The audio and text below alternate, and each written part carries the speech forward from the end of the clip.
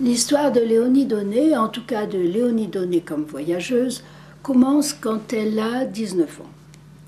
À ce moment-là, c'est une belle jeune femme qui vit avec un peintre important à l'époque, François-Auguste Biard, un peintre qui reçoit beaucoup de commandes royales, qui expose beaucoup et qui est célèbre à tel point d'ailleurs que l'appartement qu'elle partage avec lui est situé place Vendôme. Il est sollicité pour accompagner une mission d'exploration dans le Grand Nord, dans l'océan glacial, au Spitzberg.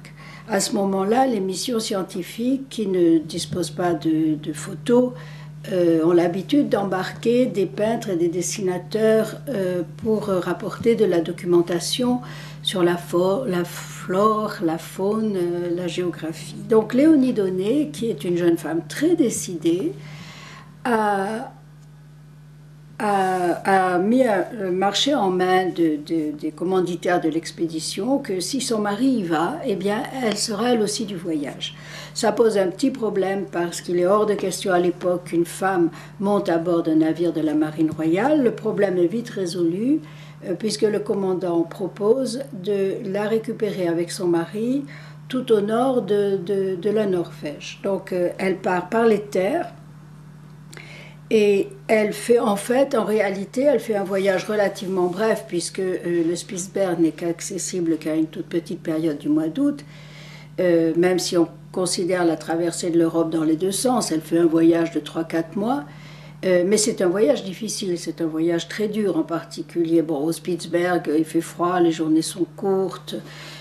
Mais la traversée de la Norvège et de la Laponie sont extrêmement éprouvantes pour elle. Néanmoins, ce n'est pas sur ce mode qu'elle prend ce voyage.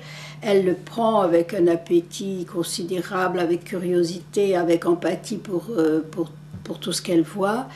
Mais le récit qu'elle en publiera après, qui s'appelle donc Voyage au Spitzberg, ne sera écrit que longtemps après, parce qu'au retour, si elle a connu des tempêtes dans l'océan glacial, elle en connaît une de terrible dans sa vie. Au retour, elle se marie avec le peintre Biard et ils ont 2 petits-enfants.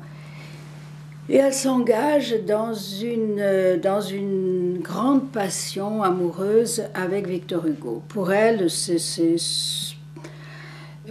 une sorte de malheur qui arrive dans sa vie. Elle se retrouvera donc amère, seule, assez meurtrie. Quand elle récupère ses enfants, elle est divorcée. Il faut qu'elle gagne sa vie.